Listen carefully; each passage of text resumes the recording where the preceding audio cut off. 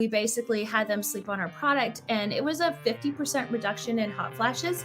All right, let's go, guys. I am super excited for today's guest. I've got Tara Youngblood on the show. She is the CEO and co-founder of Chili Sleep, also known as Sleep Me, and she is on a mission to help people improve their sleep. She is an accomplished scientist, author, speaker, and she is helping us biohack our ways to the coolest sleep ever using some of the technology that she has co-founded. Tara, welcome to the show. So great to be here. I love your mission statement. I know I've heard it before, but when you hear it sort of in that intro jingle, we all need to have our why, and that's a really powerful one. That's just a really great statement. Appreciate that. Yeah, I mean, a great new study just came out in 2022 talking about how 6.8% of Americans are metabolically healthy. So I think we've got a lot of work to do. And I think actually what I'm excited to talk to you about is I think your product might actually help with metabolic health. So maybe you can actually share some of the insights that you guys have learned over the years of doing this. But I know you're passionate about sleep. And I'll tell you right now, this was something that I ignored for many, many years. And we were just talking offline. I was a first responder for 15 years. And I definitely had that mentality of, sleep when I'm dead and I'll work hard here. I've completely reversed that. And so I'm just curious for you, like, why are you so passionate about sleep? Was there a day that you realized like making this like my mission? I mean, what were you doing before? And then how did you get here? I'm so sorry. Hey, Tara, speaking of jingles, that's an Speaking of amazing jingles, yes. Sorry about that. I usually am so good about silencing that and forgot that today. This is So how sorry about that. it's all Yes. good. My journey with sleep, I have never been a good sleeper. And again, similar to you, like, oh, it's all right. I just suck at sleep. It'll be fine. I'll work it out. And then about 15 years ago, a little over, we lost our youngest son, and I did a spiral into a pit of depression and grief, and really stopped sleeping altogether. Every mental illness is attached to lack of sleep. So wasn't alone in people that deal with that kind of challenge. But I literally, when you are that sleep deprived, you're cognitively drunk. And so it was an epiphany of, obviously, I think you're a police officer. If I was driving drunk, someone would pull me over and stop me from doing that. And it was the epiphany of like, this is sleep and it's just as bad. And people are causing car accidents all the time. I am not living a good life. I'm surviving on this little bit of sleep. And I need to have my own intervention. So I kind of was, the background is physics and research. So I'm like, I'm going to figure this out. And I think that the perk of that, a lot of people are like, all right, so where's your degree in? There is no real one degree in sleep. I wish there was, but it's kind of messy. There's neuroscientists that study sleep, and there's psychologists that study sleep. And then if you broaden it to worldview, there's Chinese traditional medicine has views, and Ayurvedic medicine, and biohackers have views on sleep. And the fun part is it's a little bit of all of those come together. And so I feel like as I've gotten into sleep coaching, I actually feel like I have the edge of not being solidly in one camp and like, this is the only way you can do it. And it's really evolved into what I call sleep recipes, because I like to cook and bake. And everybody knows you can have a million different types of bread and it's still the same basic ingredients. And sleep's really like that. And so how do we empower people, just like you were talking about, to get them the right ingredients and then show them how to use those? So that's really in a very short little snippet, how I've gotten to be where I am today. Yeah, so cool. I just think your mission is just so amazing how you got here. Speaking of being drunk, I remember being a police officer in my early career and working a shift like, 5 p.m. to 5 a.m. And I remember many times, and luckily it wasn't too far of a drive. It was 20 minutes and most of it was freeway driving. But I remember falling asleep pretty much at the wheel. And I would go from like the number 1 lane to the number 4 lane. And I would be like, luckily there were no cars on the road. And I'd be like, how did I get here? Or even just getting into my driveway and I would fall asleep there sometimes, or didn't even know how I got home. And so you're all right. I mean, it's the first responder for anybody that's not sleeping after a while, it's the same as being drunk. So it's pretty devastating. It is. And we have to, just like obesity and all of those things, we have to raise awareness so people don't think it's okay to just live on very little sleep. Sleep is completely natural. The melatonin mechanism, I do it a lot of my talks, show this little tiny marine worm organism that you have to magnify just to get it to show up. It has no brain, it doesn't think about anything, but it has the same mechanism as we do for sleep on melatonin. Literally 700 million years of evolution, and we still use the same mechanism to sleep. So sleep should be natural. There's actually a sleep switch. All the things that you figure out when you're not sleeping, like, what the heck? There's a switch. Like, Yes. I would like to flip that. Yes, yes. I want to talk about the what that idea, that sleep switch. Before I do, I just want to make a comment. When I first discovered your technology, Chili Sleep, the name originally, Kelly Starrett, a big CrossFitter and mobility guy, he's really known in that community. I remember being on like his email list, and he would constantly be talking about Chili Sleep, and I thought, big deal, like it makes you cold at night. This is what I thought in the beginning. Mhm. And then I read Matthew Walker's book, Why We Sleep, and the amount of evidence he was showing for cooling the body temperature and getting in can get you into deep sleep faster, which you and I will talk about. And I thought, man, as a first responder, even if I'm only getting 4 hours of sleep because of certain schedules, if I can get into deep sleep faster and longer, man, I can maximize recovery. And that was for me the switch to say, holy cow, for some people, this might be an investment investing in the Chili sleep technology. But that for me was the game changer and made me go, okay, I'm going to get this. Unfortunately, I had it. And then when I moved out of California recently into Idaho, and I had to give that up. So I'll have to get another one. But I I know just wanted to, we can. you know, someone, yeah. But I just wanted to let you know. And actually, there's some really cool things which we're going to talk about.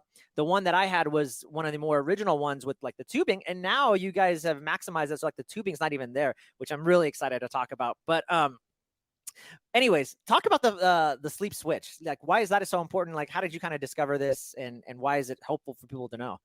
Yeah, so I get the question all the time, like, what's the latest study on this? So the sleep switch was coined by Clifford Sapir out of Harvard, starting in like 2003. He kind of evolved the study on it, but it turns out that and there's been multiple studies on hunter gatherer. Jerry Siegel out of UCLA did a whole like year study on hunter gatherers. We somehow have this image that like at dark they just kind of all fell over and fell asleep, and they must have slept really long because then that's more than 8 hours. None of that is really true. Your brain is actually triggered by change all over the place, not just by sleep, but it's looking for what that change is in the environment. And back to that little marine worm, the mechanism that releases melatonin is that sleep switch. And it's light and temperature. Now, different people are going to respond on a scale. Everybody's a bell curve. Everyone's different. Light may be more sensitive to you, but most people will find the environment. And the reason is if you didn't have a brain, the only way you know to turn on or off something is the environment. You're going to have to measure what's happening outside. So our brains do that without us even knowing it. So a small change of temperature, even warming up your socks or putting on socks and warming up your feet for some people will be enough. All the way up to some of those biohackers, or even Terry Walls, who has MS and really struggles to flip that switch. She'll spend 20 minutes in an ice bath, which again is an alternative to our product. Absolutely, you can get cold showers and cold ice baths. I do prefer the way we do it, but it is always possible. There's always a hack. And if you do that, you can't do it right to fall asleep, but within an hour. So like an hour before you really want to fall asleep, you take that 20-minute ice bath, and it is like an elephant tranquilizer. It will knock you out because your body will be like, hell yes, we're going to sleep. And so it really is like, that's how it works. You have to turn off sleep as well. That makes it easier for the mechanism to work. And we do that by warming up, just like the planet warms up and gets brighter out. So the combination of warming up and sunshine in the morning will turn off that. And then it allows that mechanism to reset. Kind of like your computer is better if you turn it on and off sometimes. Your brain body has to have that on off switch for those mechanisms. And when that's clean and crisp, yeah, you sleep a whole lot better. Okay, this is fascinating. So my wife, I told her I was going to interview you today. I'm so excited. I told her, my wife I just turned 40. My wife turned like 42. And so she even has some hormonal changes she's been experiencing recently. And I said, there's some good research talking about sleep and then the cooling of the body temperature, I think, for hormones, which I'd love to ask you about. And she's like, well, who's Tara? I'm like, oh, I'm telling her about your product. And she said, Joel, I don't want to get colder. Like I'm already freezing. And I'm like, no, no, no. But the technology, actually, I think now you've got it to the point where it even can adapt. And as you're sleeping in real time, it can change the temperature. But maybe you could talk about some of that new technology, and then even how women maybe might differ from men, and the hormonal kind of things that are going on during sleep. Yeah, so women are kind of complicated. Everybody knows that. I Yeah. think everyone's like, yeah, I agree. But when hormones in general, and actually you'll see kids going through puberty, you'll see kids even with ADHD that have different sort of hormonal things in addition to what's going on in their brains. They'll all have a little bit of wonky temperature, and it makes sense. We all run a fever when we're not feeling well. It's one of the first little systems that we're not sure about. And we need to think about terms of your wife's probably thinking about cold in terms of, ambient room temperature. And we think about the air we live in all the time. And we're very ingrained to this comfort state of let's be comfortable. Yep. But we're 98 degrees or 37 degrees Celsius if you're international. But, when you think about that, cooler than 98 degrees or thermal neutral is what we're looking for. And so if you don't have a high metabolic rate, or maybe you're not going through a hormonal change, it may require very little cooling to facilitate that. But your body in deep sleep wants to drop 2 degrees core body temperature. Now, that's not Mm. just your hands colder, that's your heart, lungs, that inner part. And it's actually really difficult to get that cooler if you're all covered in blankets and comfortable. And honestly, that's what I did wrong for a long time is I like to warm up to fall asleep. But shortly after falling asleep, you see my circadian rhythm, my core body temperature will go up a little bit and then go down into that valley. Mm. And that's very natural. A lot of women do follow that, again, minus menopause and pregnancy and all the other things that kind of throw that off or throw that for a loop. But that's pretty common to do. But again, you think about temperature not in terms of ambient temperature, because once you're under those covers and you're wearing your pajamas and you got your whatever your mattress is made of, those foams are all absorbing heat. And then you're basically like back to that analogy of cooking something. You're a bright piece of bread in the oven. So Mm. you're either going to bake or you're going to stay neutral. So you're not baking more and you want to be cooler. So again, all of the things that go into it are so much more than just that ambient temperature of what that is. But you do want to facilitate your body to cool off during deep sleep. And the magic of that for first responders or people on shift work or weird times, back to what we talked about, Kelly Starrett is fabulous. He's on our medical board. Love, love, love him. He talks about sleep density. And again, when you want to sleep densely, you want to sleep off times, it's not perfect in the middle of the night.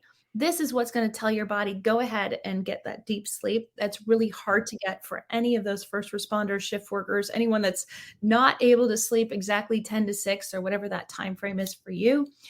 This is the ideal hack to kind of get past that and tell your body, no, really, this is the sleep mechanism. Let's just do this sleep thing.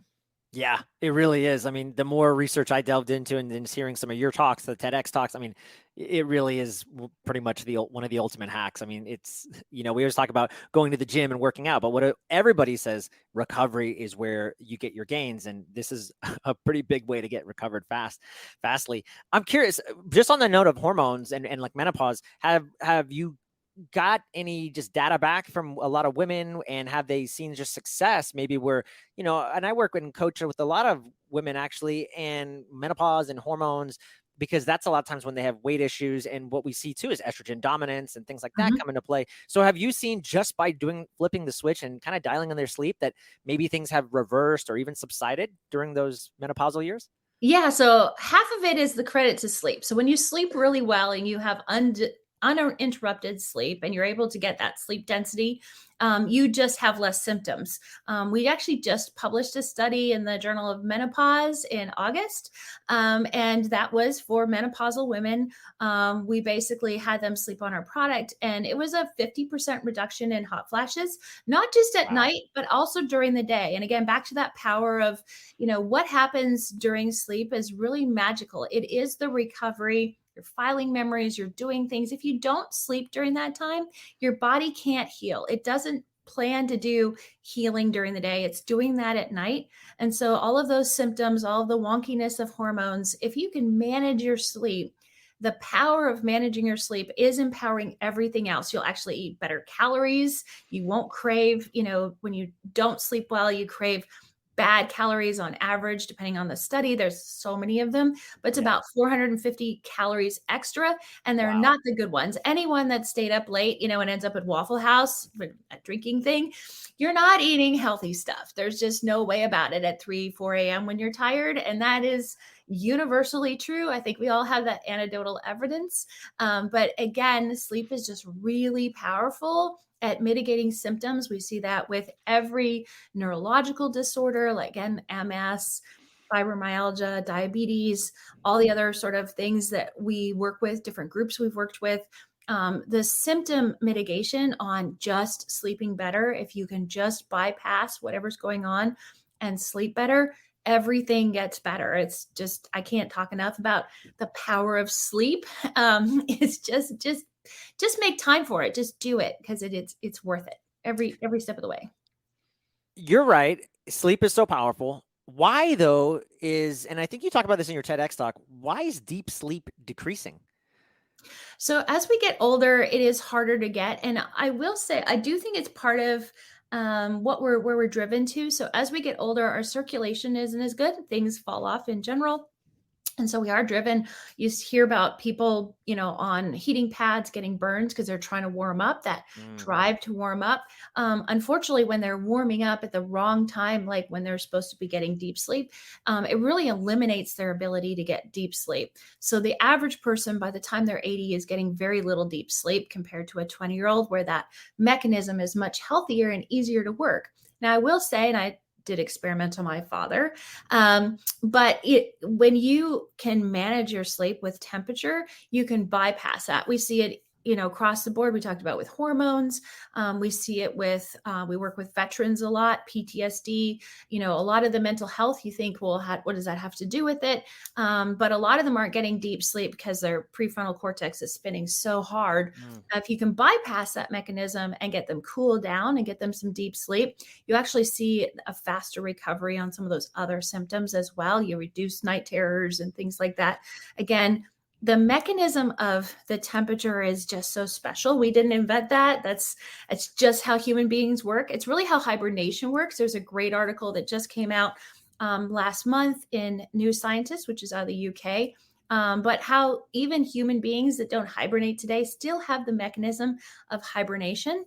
And that's all linked to sort of that cooling part, what it does for your metabolism and those underlying systems, not symptoms, is magical. It's really amazing. And we as humans have gotten so entrained on this comfort feeling of, I want to feel comfortable. And we forget that our body needs change. It's kind of like interval training. Like if you never have tried that, but you do interval training, you're like, it unlocks a very different kind of burn, a very different kind of experience. Our body wants that on off. It wants push. It wants change. It measures change. Static, it's not sure what to do with. And so it doesn't mean you have to be uncomfortable all the time, but periods of discomfort, you talk about fasting or whatever those are, it's all actually really good for us. Yeah, there's that hermetic effect, right? And Mhm. I just interviewed Dr. Anna Lemke, who came out with the book Dopamine Nation, and she talks about, yeah, well, by the way, ice baths increase dopamine and neuronal like neurogenesis, like something like 700, it's 300%, something just Mhm. crazy. But she was saying most of us are pushing away from pain, but actually pain can be the antidote, believe it or not. So, and not to say that your product is causing any pain, but maybe in the beginning it's a little bit uncomfortable. But I think at the end of the day, you guys have like an amazing return rate. Like nobody returns your product. So I think people No, are, unfortunately, it's usually addictive. yeah, Um, I kind of talk about it in the terms of, if you imagine life without air conditioning and then all of a sudden you have it, it's really feels like that, but just in your bed, right where you're trying to sleep. And again, air conditioning, not in this day and age with energy the way it is, are you going to get your bed super cool for you to be able to cool off and mitigate all of those things that are happening. And you still get to have a blanket on top. I love weighted blankets. They're a great way to sleep, but they can be really hot. So, that yeah. comfortable feeling of snuggling in and nesting, you can still have and not mess up your temperature for your sleep.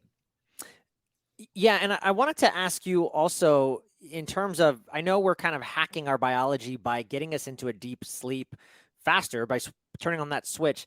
Does We've only been talking about deep sleep. Does that matter in terms of getting us there faster? Does that, I guess, does that also increase our chance of getting more REM sleep? Because from what I've heard in the past, like going through all these stages and kind of hanging out there for a little bit is important. But yeah, I'm just kind of curious, how does that work, or what have you guys kind of seen? Yeah, so generally the first half of the night, you go through all night, you're going through cycles approximately 90 minutes. Now, if you pull up a sleep tracker, it's going to look blah, blah, blah, blah, blah. But if you were to bucket it and really do a deep dive on your brain waves, you'd see that there's about 90 minutes of each cycle. The first half of the night, there's way more deep sleep. And then the second half of the night, there's way more REM sleep. It kind of flips from that. And then in between, there's lots of this non-REM extra sleep that's light sleep. And there you dream in all of it, you heal in all of it. It's just deep sleep in particular has a bunch of things that right now we recognize, or the scientific community is recognizing there's importance on it. And so a lot of research is being done in deep sleep. But REM sleep was before that, because we knew when you were in REM sleep, because it was rapid eye movement, that's what it stands for. And you could physically look at someone and say, oh, they're in REM sleep. I get it. And so before the sophistication of the studying and looking at brain waves more clearly, REM sleep was highly studied. So there's things that we don't talk about as much now, because deep sleep's the new thing to talk about. It's like Yeah. every other fad. But you're right, they have to be balanced. And so approximately 2 hours of each is what we're aiming for. And again, younger people have an easier way of that. As we get older, it The gets average American is not getting that, they, guaranteed. they're not in general, but that is it's entirely possible. And that's the part that I feel impassioned to fix, is that and then I think the other big ingredient that kind of gets left out, beyond what we're talking about with hacking, is just you're managing your stress. And again, most Americans live in this state of fight or flight all the time and don't figure out how to turn that off. And just like we talked about sleep, you have to turn off that stress mechanism to really be able to appreciate it for what it is. It can be really good. It gets a bad rap, but it is important to be able to turn that off. And sleep is a big part of that mechanism as well. So if you are stressed all the time, it is going to make it harder to sleep too. Yeah, huge. I mean, it's so funny too. I mean, when you think of that, I think all of us, there's no one that I have met that's, busy, entrepreneurial, or just goal minded that is not stressed in today's world. And I think it's just, again, sleep always gets overlooked. We are always looking at all these other things that we should be doing, and we forget about some of these simple things. And even with working with clients, in terms of weight loss, we'll do a lot of really cool things. And then I'll bring up how's your sleep? And usually it's completely wrecked. And what I find in the beginning, at least, is people are very resistant to wanting to change their sleep Mhm. patterns. They're very like, yeah, but I need to. I'm like, no, like, and I've just been recently experimenting with a continuous glucose monitor, going to bed later and waking up earlier. And I can tell you, my fasting glucose in the morning is higher than it should be, not in a healthy range. So even for me, who's someone who's like pretty healthy and stays dialed in, I'm seeing it in real live time. If I'm not, managing sleep, what's going on there? So Yeah, sleep deprived, we talked about being drunk. You'll actually look pre-diabetic if you do that on lack of sleep. So again, it really feeds into that obesity part. It doesn't mean that, going to sleep will make you skinny the next day, but it's definitely going to make everything better. It's like a multiplier, right? So all the work you're going to do during the day, you have to let it recover at night.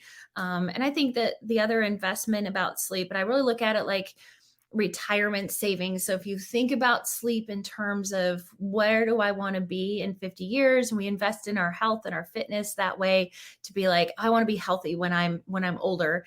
And we look at those retirement pictures of the old couple pushing their grandkids on the screen or on a swing or whatever that is, we're not going to be able to do that if we're not at our cognitive best. And sleep is very much tied to that. So even Alzheimer's, when you fall asleep and have deep sleep, your spinal fluid actually comes up and washes your brain and takes the toxins out. It's the only way your brain gets cleaned. And so if you don't have deep sleep, then you don't get that brain washing and then good kind of brainwashing. And you'll see it in Alzheimer patients. The spinal fluid doesn't go up anymore. It actually gets stuck and doesn't wash the tau proteins out, and it builds up. And so that mechanism is just really important for all sorts of reasons. And you times that one mechanism, your cardiovascular system, all of your other systems have similar things that just don't happen if you don't get great sleep. So unfortunately, every disease of the elderly is attached to lack of deep sleep. And sleep is just a magical ingredient to unlock that longevity. So we do, when we say we're going to put off and sleep when we're dead, we're just making sure, unfortunately, that death comes a little sooner. And it's just a really ugly thing to say, but it's true. There's Yeah. studies on it. And so we want to live longer, and we want to live our best life longer. No one wants to be in a nursing home not remembering our kids. Yeah. Tara, I'm looking and we're like halfway into the podcast, and I don't think I've even asked you. I just assume because I know what the technology is about. I haven't even asked you though. Maybe you can explain what is Chili Sleep and what is the technology and what is this product that we've been talking just so much about the science of sleep and why it's important and what you guys are doing to change to get people into deep sleep. But yeah, talk about some of the products that you guys have invented. And it's really good. It's cool to see your evolution because again, I've seen it when the beginning when it was these tubes of water going through, which it worked fine. But I mean, now it's like you've really evolved, and it's just really neat to see where you guys have started and come from. Yeah, so I will say, like, that's where our name sleep.me, or that's the website, but sleep me is really important because there are all of these pillars of sleep of behavior, mindset, and environment. Environment is just an amazing hack, and so that's where the Chili Sleep comes from. Todd, my co-founder and husband, he always slept really hot. I talked about wanting to be more warm. We were opposite temperatures. And it was right about the time when microclimate control of seats in cars, so drivers and passengers were getting different temperatures. I'm like, I want that in my bed. So the technology is actually very similar to that. The patents really started in 2008, but when you think about it, it was really about comfort at that point, which we know after our conversation isn't entirely it. So the science actually have started to evolve after we came up with this idea of two different sides of the bed being different temperatures. And as you talked about it, there's really a manifold that runs water. So Todd's uncle invented the water bed. If you ever slept on a water bed without a heater on it, it's really freaking cold because it's a lot of water. And water's just a special material when it comes to being able to suck heat off of something, kind of like, being in a very cold lake at 45 degrees, you feel every inch of that 45 degrees on your body. Yes, And the same as if you're 98, that special way of changing temperature. So we use a lot less water than a water bed. It's a thin layer of those tubes, or now we have like this hydro layer, as we call it. And the water flows through in a very specific flow pattern. Water is, again, one of those things you can train it using different patterns to flow under your body uniquely. So we have a proprietary flow pattern that drives that water to stay underneath you. And then we're managing it with a control unit. And that really is a set it thermostat. So you can set it to whatever temperature you want. It also comes programmable. So we have the cube that's just a remote. So for some people that don't want an app, there's just the simple one, it's there. But if you want like that programmable thermostat, like I talked about, where I like to warm up, I actually like to read in bed before I go to sleep, and I want it super warm then. So I have it set to start before I get into bed. So when I climb into bed, I actually warm up. And then about 20 minutes after I fall asleep, it drops down, and then it starts warming back up halfway through the night so that REM sleep is actually better. So especially younger people they'll cannibalize their REM sleep really hard. They'll get in 3 or 4 hours of deep sleep kind of numbers if they just stay cold the whole time. So you really do need to warm up to get that balance because you can push that really hard and then you're not getting REM sleep. But if they're really physically pushing themselves, like some of our young athletes, we'll see that and you're like, okay, you got to find a little balance. You just had a marathon. It's okay. But like, let's try to adjust you back up and get that balance. But it does that automatically. You can set that. The evolution from there that we're launching is the Hyper AI. So we just came out with a sleep tracker. And it is the only one in the world that does real time. And why does that matter? And it's because, in the morning, no matter what you're wearing, as a sleep tracker, it's going to take, you're going to pull up the app and you're going to like see it spin or go across or whatever the equivalent of the wait time is. It's calculating your sleep in the morning. It's taking all the data it collected all night and it's compiling it, and then it's going to spit out your sleep report.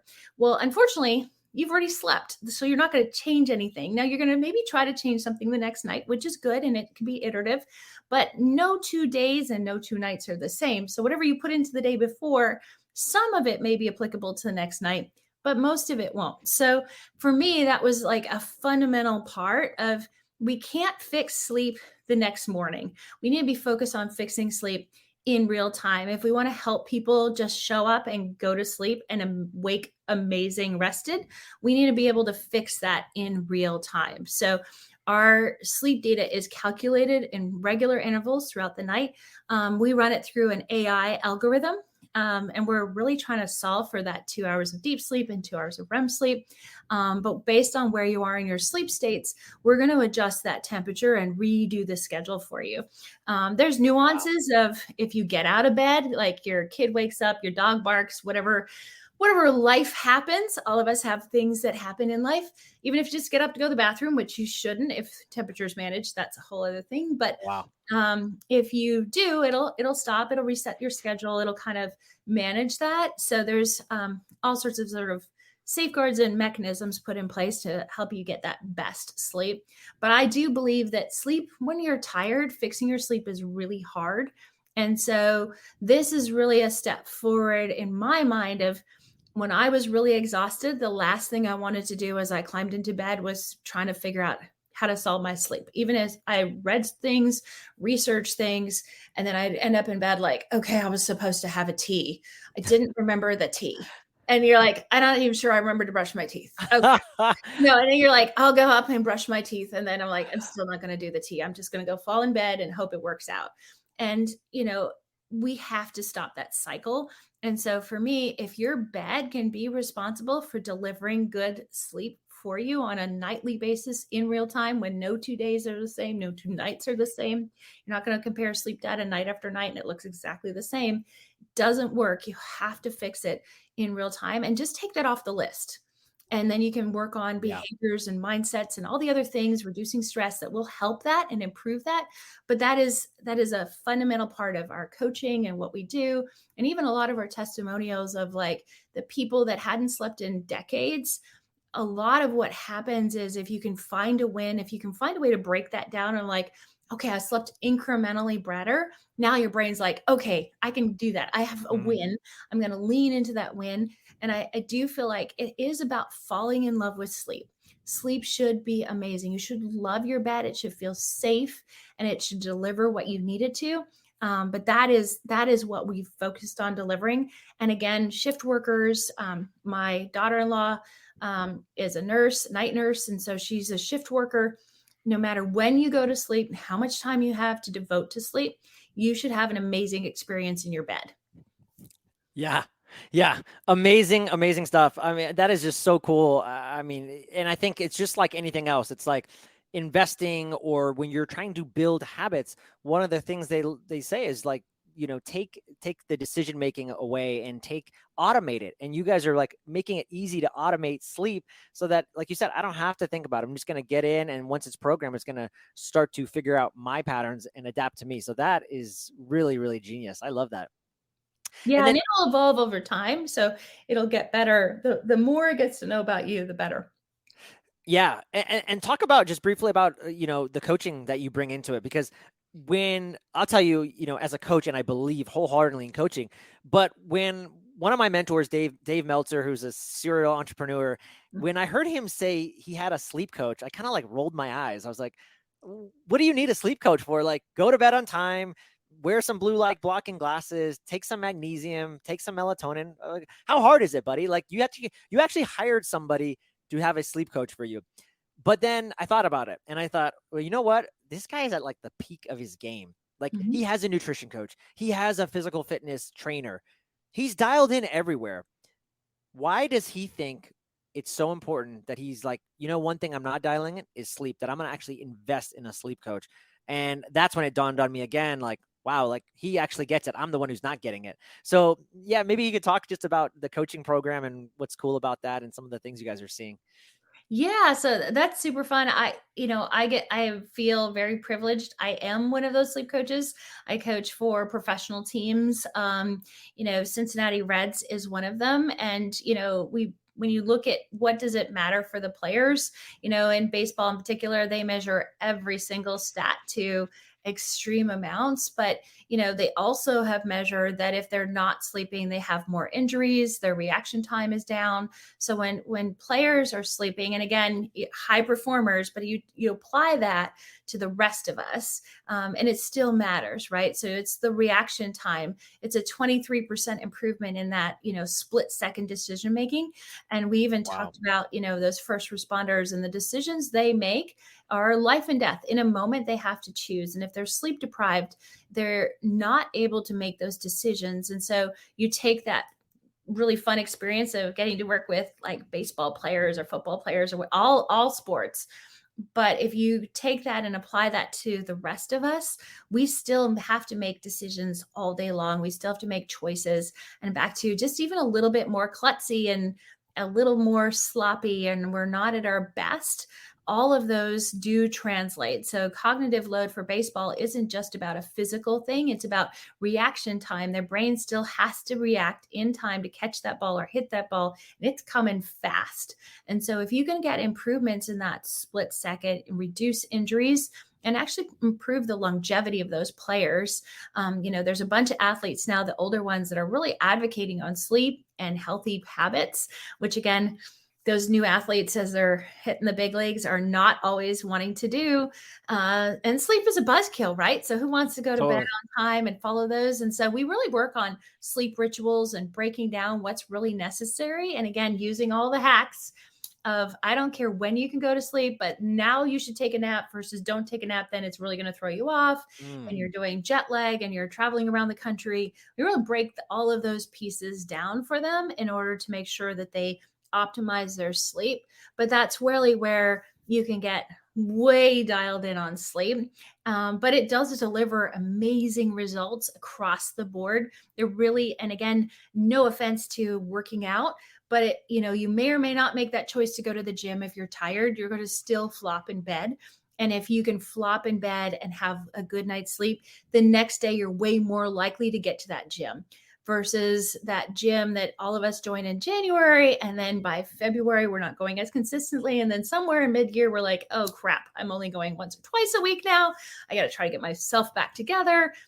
We kind of do this roller coaster of how do we manage that? But if you go to bed pretty much every night and can make that amazing, the other choices, your relationships, you're going to cuddle more. Always talk about it on Valentine's Day. You're going to have more sex, you're going to have more cuddles, you're going to do all of those things if you sleep more. So it's just a better life. Again, sleep's just amazing. I sound like a broken record, but yeah. it's really cool. Yeah, and it's not just for the high professional athletes. I mean, I'm listening to you talk, and it's just like, hey, I'm a dad and with two kids, and imagine me being less reactive because I just slept better, and I have more patience with them. I'm a better dad, a better husband, a better brother. I mean, it translates into everything. It's not just for the Yeah, high play end more. athlete. You're gonna Yeah, wanna get down on the floor and play with those Legos instead of stepping on it and going, "Oh, crap, I just, like, killed my foot. Now I wanna be angry at you because yeah, you left your toys around." Instead, it's like, you're gonna kneel, you're gonna do that. All of this, if you've had a good night's sleep, do more that day on a better night's sleep. It's we all kind of innately know that. We just stop giving sleep what it needs. totally. You mentioned biohacks. I'm curious. Are there any other things other than getting cold? And is there any other things, maybe supplements or just anything else that you found from in your, years of experience that moves the needle as well that you've kind of noticed that you like to use for sleep, Yeah, enhancing yeah, sleep? we have a bunch of supplements on our website now. One of them, a classic one is magnesium, and it gets talked about a lot. But I think what's different about the way I'll talk about magnesium is that most people go to wherever they're going to go, whether it's the internet or CVS or Walgreens, any of those places, and they look down the aisle and they're like, okay, that looks like a good magnesium. I'm going to try it. What the heck? They said that'll help me sleep.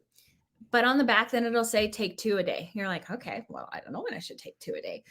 75% of the US population is low on magnesium. And a big part of it is the processed foods we eat are taking it out of our system. So not only are we not getting enough of because what we're eating, we're actually having it pulled out when it's there. And it's something called bioavailability. So when you take a supplement or you have it, you want to build something into your diet, you need to make sure that it's happening in a way that it gets absorbed.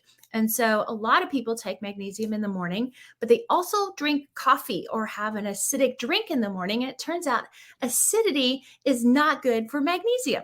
And so we want to make sure that we didn't just take those magnesium supplements that we paid for and then we flushed them down the toilet, literally, because it didn't absorb because the acidity of what we just took. And so we need to make sure that as we take those, as we're doing it, we are scientists of our own body. I'm a big believer in like turning everyone into scientists in a good way, not a Yeah. nerdy way, just like, take something for 14 days. There's a million different ways it feels like to combine magnesium with other things. That's about bioavailability. Your body may decide to absorb one thing better than another without knowing who you are and the chemistry. It's hard to generally say just always take this kind of magnesium because it doesn't work that way. There's a bunch of magnesiums like the one we have that have a lot of different mixes of the way in which that magnesium is combined, and that'll allow for better absorption. But magnesium is used in 258 or some obscene number of chemical reactions in your body, more than just sleep. And so I also encourage people that you may take it the first night and not feel like, wow, I feel drowsy, because your body is so deprived, it's going to use it for the most important things. And although sleep is really important, being able to convert oxygen into, nitrates and things like that Mm-hmm. may be more important for your body at the time. So it's important to know you probably are really down on your reserves of how you use magnesium and minerals. Our water is not filled with them like it was before. So we're not eating as many leafy greens, which have them. And again, any of those processed foods, luncheon meats in particular, some of those preservatives are terrible at pulling them out. So think about it at least for 14 days to make sure that you're actually taking it. You're probably building it up, and then you really will have some of the benefits of magnesium. But I think that's the most complicated part about supplements is everyone will get sort of this list. They'll watch a podcast or they'll do something and they're like, oh, wow, I got my list. I'm going to take them. Do not take all of them at once. You will have no way of measuring whether they're good or not. So it could be that all 15 are amazing for you, but give yourself at least a 2-week regimen to see that there's no interactions, there's nothing going on, and that it's generally helping. And journal it. Be a scientist if you're going to add supplements because they can really help. But don't just take it because it sounds like a good idea or you heard Tara say magnesium's going to be helpful. Do it thoughtfully and really think about when it should fit in your day. During right before sleep will help sleep more than in the morning, for example. But a lot of people have a harder time remembering supplements at night. So they're, kind of now starting to break down, how do I change behavioral habits? How do I do that? A sticker on your mirror or a sticker on your toothbrush is a great way that I recommend it. We do even have stickers that come with our supplements for that reason. So you put a sticker on it. So you're like, oh, I was supposed to take a magnesium supplement when I go to grab my toothbrush. Hopefully you're remembering brushing your teeth, but that's a whole other thing. Whatever you do at night, put it there. That's so great. I love that. And just so even for you, you're saying not just at night, you should probably take it multiple times throughout the day, including Mhm. at night for magnesium. We're that depleted. We're that depleted. And Wow. and honestly, it doesn't absorb that well, which is why there's so many different mixes and ways of it. Again, try one, make sure you get one that has either a lot of variations or again, you're very scientific in your approach of like, I'm going to try this combination and then Yep. that didn't work. I'm going to try a different combination. You will find one that works for you. But again, if you don't want to go through that process, then definitely have one that has multiple variations on it. So you're getting some in, because that is definitely the thing people, I guess, do wrong with supplements is they think one pill whenever I take it, and it doesn't even say on the bottle for most of the time. It's like, just take 2. You're like, I don't know, when do I take 2? How do I know what to do it with? But what Yeah. you eat with that supplement makes a big difference, or drink. Love that. I'm glad you said that. I'm looking at the time. I know we both got to run at the top of the hour. I want to jump into some lightning round questions with you. Anything I didn't ask you that you wish I had? I mean, there's so much, Ooh, but I don't think so. I think you asked me a little bit about sort of competition and what is differentiating about us yeah, before like what's going on unique? there. You know, there's so many. We know there's like sleep aid, and there's a lot of other products now coming out for sleep cooling systems, I guess. Yeah, what makes you guys, unique and different? I do think it's our approach to sleep is really fundamentally different. We talked about sleep density. I don't care when you sleep. Eight sleep's called eight sleep because it's 8 hours of sleep. I don't care if it's 8 hours. There's billions of us. We're not all going to sleep 8 hours on the button. We're not all going to sleep the same. We're not going to sleep in even one 8 hour segment. The myth of 8 hours is actually came around in the Industrial Revolution, has nothing to do with how human beings sleep. It's just a magic number that we could measure. Again, when labs could tell if you were asleep and awake, you still look at like a lot of studies and it's total sleep time versus total awake time. None of the algorithms, even in our sleep tracking, are entrained to total time in bed. You don't get points for just being in bed. You have to actually sleep and have good sleep to do it. And so that is our quality metric across the road as a brand of I've spent hours in bed trying to sleep and not felt amazing in the morning. 10 hours, 11 hours, especially with the depression, I'd spend a lot of time in bed and not get great results. No one wants to do that. It's a waste of time. So you might as well make your sleep most efficient, most effective for you. And that's really what our brand is about. And, reading our blogs, reading what we're trying to do, we're trying to educate people on how to get the best sleep for them because we all look different. My sleep's not the same as your sleep. Yeah, you have a great with your TEDx. You talk about how you had 9 hours of sleep and it was just totally fragmented and worthless. And then your 6 hours of sleep when you were using your product, you could see. I mean, you were hitting the numbers, you were dialed in, and you felt great. So yeah, the number doesn't mean anything. So I love that bio individuality, like we talked about. Mm-hmm. That's really the most important part. Yeah. All right, let's jump into some lightning round questions and we'll wrap it up. I'm curious. What are some choices that you think you made, or a choice that you think made you who you are today? Ooh, I have a bunch of those. I do think being a physicist is one of them. And I actually wanted to be a fusion engineer, which is the opposite of nuclear reactors. It's what the sun does. Turned out it was a very bad timing because we gave up research on that. Other countries have come and done energy research on that. But that said, that view of the world, looking at the physics of things, not being just entrained to the chemistry of what is the next pill or supplement you can take, but what is the way in which we engage with our environment? And that's really the physics of how does sleep work? That's thermodynamics that we talked about. It's entropy, which again, time is a terrible way to measure how old we are. That's not how we measure the universe in a big scale. It's with heat, and it's with time and heat combined. And when you can slow down entropy, when you can feel better, back to that cold therapy, it is really magical at unlocking what our human being self is capable of. Yeah, love that. You are doing so much in the wellness world. I'm curious, is there anyone that you follow or that inspires you in the health and wellness world? Wow. That one's hard just because there's a long list, but I will have to bring up Kelly Starrett again. And he's just an incredible person. He's doing a lot with it's really simple when you talk about stretching and mobility. But again, as those of us tip over that 40 mark, you get to losing some of that mobility. We've lost our ability to move and relax. And he's doing amazing work on that. And it just an amazing leader and a humble person of what he does. So I know you had brought him up, but he always will be close to the top of my list. But there is a long list. Very cool guy. I got to meet him in San Francisco right before he blew up. I mean, he was probably just starting, and I got a chance to go see him, and he helped me out. And I'm so grateful because after that, like, I don't even think he stopped doing one-on-ones because he just couldn't. He was that Yeah, popular. Yeah. but Yeah. he's so connected. He's the reason we're in the White House. Political things aside, but like in Navy SEALs, the number of people that really respect what he does in his space, it's phenomenal how amazing he is at what he does. Yeah.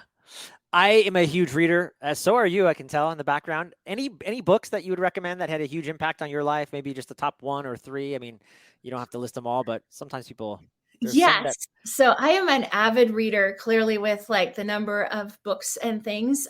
There's there's a ton of different ones. One is the order of time, and it is absolute physics wise and why time is a broken variable. It's I really gotta check fun that out. from a longevity perspective.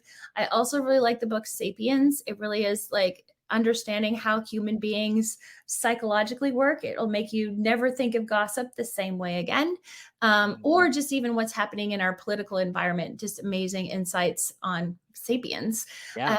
as as a thing. And then you know, I do have to give, you mentioned it as well, to Matthew Walker's, you know, about sleep. There's a ton of different books on sleep. There's also some great ones on just how we've slept through history. But you know, the journey of sleep is really interesting. We used to sleep in multiple segments.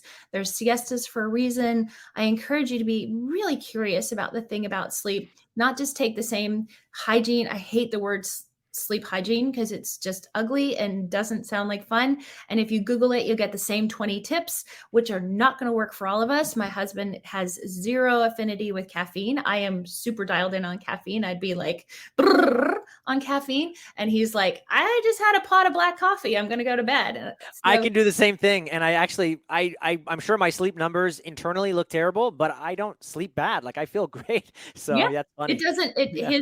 his receptors don't work with caffeine. So again, really be a scientist, and there is a ton of books on how to sort of biohack and do that. Be curious, Yeah. because it is absolutely worth it to be curious for yourself. It's how you'll get your best self, your best, most well self, is being curious. Love that. One of a guy I follow and had on my podcast, James Altucher, talks about that all the time. Have you connected with him at all? I'll have No. to try to connect you. I think he would really like what you're doing. And he always says that just experiment, be an experimenter. And then you get data back and then you realize, oh, that failed. Let me run another experiment. So same Yeah, attitude. And he's pretty prolific author. And I'll have to connect you guys. Last absolutely. two questions and we'll wrap it up. Any rituals, hacks, practices that you follow other than sleep? We know that's important, but some people do gratitude journaling. Is there anything that you gravitate Yeah, towards? mindset. Again, it didn't really sort of drive it home, but the three pillars of sleep that drive to the best recipe are behaviors. That's your diet and fitness. Those are going to influence your sleep significantly. But mindset and managing that stress. I do have four boys, so we are constantly talking about, you know, sort of those ups and downs. And I talk about the stress monster, and cortisol in the morning is amazing. It's a happy, friendly monster in that term. But if you don't manage him throughout the day and then he climbs into bed with you and it's this big, ugly, nasty thing, it is really hard at that point to say, I don't want to have you in my life anymore. You have to manage stress throughout the day. Take moments. My big follower of BJ Fogg, that's another book, Tiny Habits. Great one. And he recommends, we all have to go to the bathroom approximately 7 times a day. And when you go to the bathroom, breathe, take a moment, close the stall, close the door, take 1 minute for yourself. In 1 minute of some sort of deliberate breathing, there's a ton of different ways. Pick one that feels good for you. Be grateful, whatever it is. All of those, but 1 minute of breathing will actually release the cortisol in your blood system. And again, start that stress monster over. It doesn't take a lot to manage that, but it is deliberate and thoughtful. And don't let yourself get out of control with that stress. That's probably the biggest enemy of sleep, that will prevent us beyond the environment that can hack it. Is don't go to bed stressed. Go to bed relaxed and happy. Whatever happened today, and there's a great saying of like, the only day you can influence is the day you're in. You can't influence the past and you can't influence the future. You have to live in today, and that has to be how we get to sleep, is no stress and living today. I love it. Last but not least, Tara Youngblood, where can people find you and the good work that you are doing over at sleep.me?